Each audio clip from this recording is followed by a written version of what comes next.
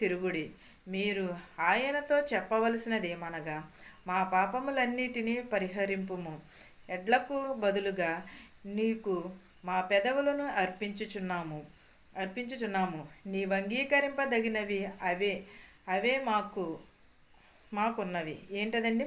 ఇశ్రాయేలులు తమ పాపములను విడిచిపెట్టాలి. దేవునిని స్తుతించే విధానం ఏమిటంటే, మొదట దేవునితో మనము సమాధానము పడాలి. మనం ఎప్పుడూ కూడా దేవునితో సమాధానము పడి మనము ప్రతి ఒక్కరితోటి కూడా సమాధానము కలిగి ఉండాలి.